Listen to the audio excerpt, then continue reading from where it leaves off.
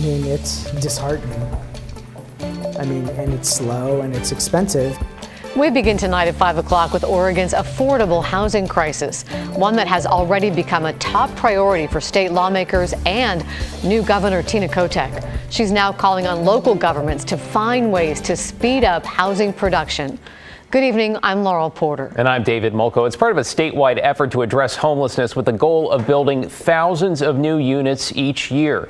Our Blair Best is in the newsroom tonight. And Blair, you took a closer look at how Portland fits into this plan, including some potential changes here to get things moving. As a first step, David and Laurel, Portland's Housing Commissioner Carmen Rubio sent out a survey to people who work in housing development. Now, we're told she's looking for feedback on how the city can streamline development to increase affordable housing and meet the governor's statewide goal of building 36,000 new affordable housing units each year. Now, we talked with one Portland architect who filled out the survey and believes changes can be made to ease design restrictions and the city's permitting process, one that currently takes 7 to 18 months. Those are the two primary barriers that slow things down. The focus on what is deemed affordable, qualified by the government and the process to go through, I think is a bit misguided. It's really bad. Like, it's not fun. It's hard for me personally, and then it doesn't help when you don't have nobody to help you get off the street. That was a homeless woman that we met today. She lives in a tent right next to a site where the city will soon put affordable housing.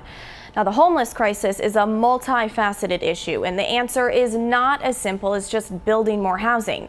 However, that is an important step. Now, as for that survey, Commissioner Rubio's office will review the answers starting tomorrow and present the findings to council. David? An incremental step, one of many. Thank you, Blair. Also on affordable housing tonight, today Senators Ron Wyden and Jeff Merkley announced almost $2 million in federal grants are coming to Oregon. The money's going to go to 5 cities, including Portland and Sherwood. The senators say the federal grants will help develop and preserve affordable housing. Now, both the Portland Housing Center and Reach Community Development in the Rose City will benefit. In our homeless crisis, Governor Kotek's emergency declaration has now expanded to include Clatsop County. She made the declaration shortly after taking office this year, but Clatsop and other coastal counties say they were unfairly left out.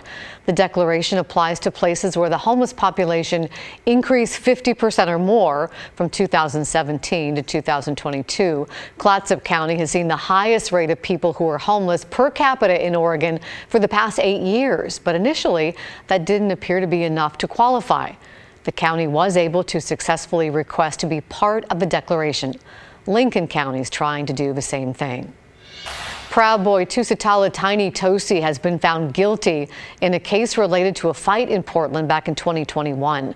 It happened in the parking lot of an abandoned Kmart in a clash between the Proud Boys and Antifa counter-protesters. He was convicted of helping incite the fight and could spend up to almost 6 years in prison. His sentencing is March 24th. Tiny has frequently been involved in political protests in Portland and was also convicted of punching a man in 2018. A 15-year-old has reportedly been arrested and charged with murdering an 18-year-old at a Portland hotel. Now, according to the Oregonian, the arrest relates to a homicide at the Embassy Suites near PDX last November. The paper reports the victim was 18-year-old Parnell Baden Jr. You saw a photo there. The suspect, who KGW is not identifying, is reportedly 15 years old, and right now that case is in juvenile court. The Oregonian reporting the DA has not decided whether to ask to move it to adult court. That teenager is reportedly also accused of committing another shooting one day before that murder. The victim in that case survived. The suspect is the second person arrested in Baden Jr.'s murder. Well, tonight we have a follow-up on a KGW investigation and gunshot detection technology that is currently under consideration in the Rose City. Evan Watson is here. And Evan, now we're hearing from residents about tech like ShotSpotter. And it sounds like there's a lot of concern. David, while rising gun violence is a clear problem, most people at this hearing said plainly gunshot detection technology isn't the solution. People at the Portland Committee on Community Engaged Policing public hearings shared their opinions, and they talked about efficacy and privacy concerns, how this tech could be a strain on police resources, potential high costs, and how it would affect people in the neighborhoods that the technology is placed in. Gunshot detection tech uses sensors to send alerts of suspected gunfire to police. Portland is currently reviewing proposals from 4 companies before the city will announce public hearings of its own. Still, with the negative feedback provided at this meeting, some people asked, why is Portland still considering this technology at all? They are waste of taxpayer money, police resources, and further the divide between police and communities by putting said communities at additional risk for confrontation with police officers. And so this drive to implement gunshot detection technology is clearly based on this emotional panic that makes people want to act right now. Portland does need long-term community-centered approaches to addressing our gun violence problem. But what we don't need is a police surveillance tool that can be used to further victimize the very communities that we're trying to help. Now, FitCog, a Portland police oversight group, recommended gunshot detection technology to Portland leaders last year.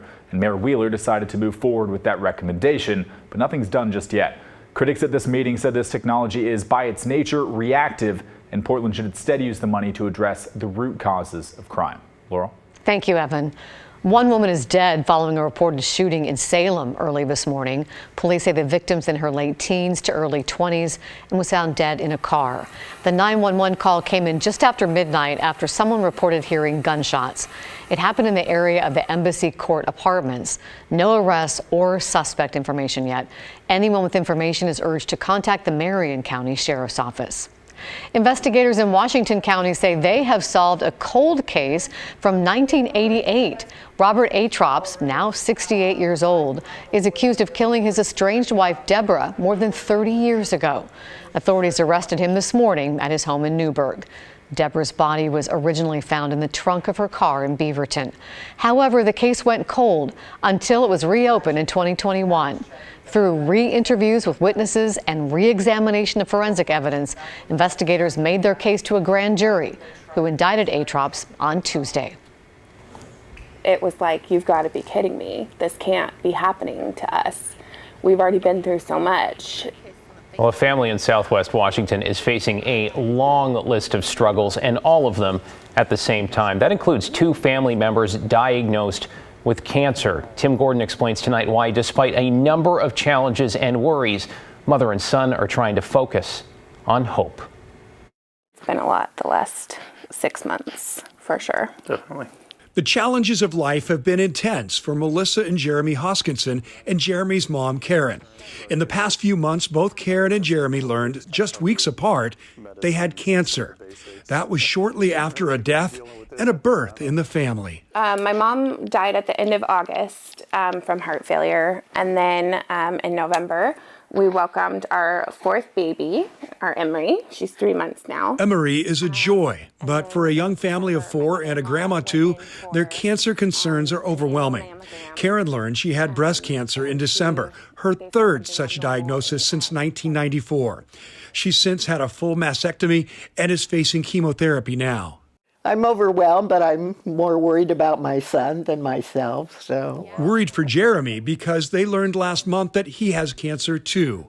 Well, on a follow-up appointment with his mom, her doctor raised the concern that Jeremy may have a genetic variation that Karen has, which makes certain cancers more probable. Jeremy had a lump in his upper chest, and within days, a CT scan found 28 enlarged lymph nodes, some as big as melons. A biopsy showed cancer. And we both just looked at each other and just started bawling because we didn't know what type of cancer. We didn't know, is he going to be here next year for the holidays? Is he going to be here to watch our new baby grow up? It definitely felt like a gut punch, just especially because we've been, everything that's happened the prior year, everything that's going on with my mom. They learned this week that Jeremy has Hodgkin's lymphoma, which has a strong survival rate. But like for his mom, the costs of treatment is their new reality. Obviously, this family needs assistance for all they're dealing with right now, and they're so grateful to the Ridgefield community, to family and friends nearby. But they need more help. Family has set up a GoFundMe to help with all the costs involved. It's everything. It's all the little things. It's just when you don't anticipate something like this happening, and who does, it's all the little stuff that adds up, and it just becomes this huge burden on top of already facing a health battle. The road ahead runs uphill, full of worries about making ends meet and keeping this big family intact and happy.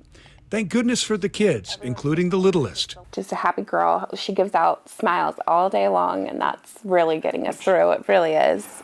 That and hope. Here's Karen's for her son. It was kind of the same thing I wanted when I first had my first round of cancer, was to watch him grow up, get married, and have grandkids. So I'm hoping that for him. In Ridgefield, Tim Gordon, KGW News.